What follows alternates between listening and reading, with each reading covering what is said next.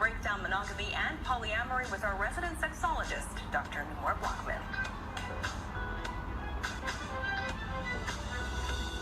Welcome back to Trending. Here to talk about sex and relationships is sexologist Dr. Limor Blockman. Hi, Limor. How are you doing today? Good. How are you? I'm doing well. Such interesting topics for today. Let's just dive right in. I know. Fascinating completely. So we're going to talk about different forms of relationships. Yeah. But I want to go into, as you said, dive into the study because 1,000 Americans were asked this question. On a scale of 0 to 6, if you could tell what kind of relationship would you like when 0 is completely monogamous and 6 is completely open, what would you choose? The results were astonishing.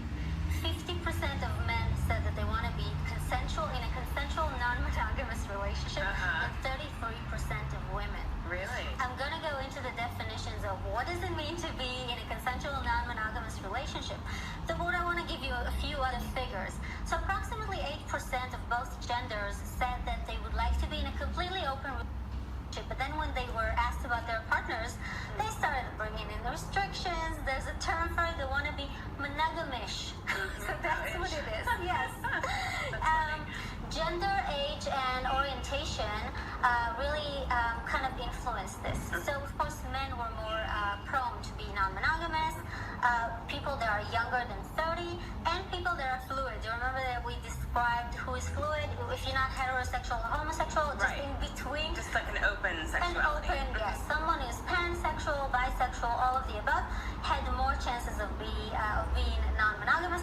Democrats were more non-monogamous than Republicans. Well, I guess so no sister we're wives talking for about millennia. Traditional norms. Yes, Okay, I guess that makes sense. Yes. But what was interesting is that in practice, whereas, as I said, 50% and 50% of men and 33% of women were interested in practicing non-monogamy, actually only 34% of men and 24% of women actually practiced it. Okay, so we're just talking about the desires. Yes. We're talking about what they were actually taking. Right. If they were actually taking action. And I want to just put it into definitions so people will understand. So monogamy, from Latin, mono is one, gamos is marriage. So monogamy is married to one. Then we have polyamory, which is a term that is fairly new, and that applies to love with someone else, more than one partner. Because amor is love, and this is based actually on a relationship that involves love, not necessarily sex, which brings me to the next one, which is swinging. Everybody knows. Yeah. Swinging is based on sex. Then we have polygamy that involves a few spouses to each one. And then we have, of course, consensual non-monogamy is actually the umbrella above all of these. So I'm asking you actually, and I'm asking everybody, is monogamy dead? Or why is it even there? Why did it emerge?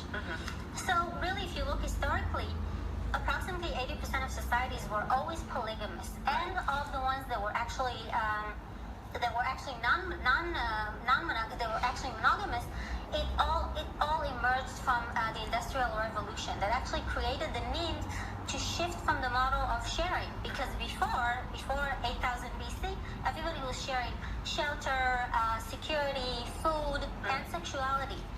Once these things changed, man was in charge of his own property, in charge of his own land, and of female sexuality. All of a sudden, he needed to make sure that the offspring that he's taking care of or sharing the land with is his own.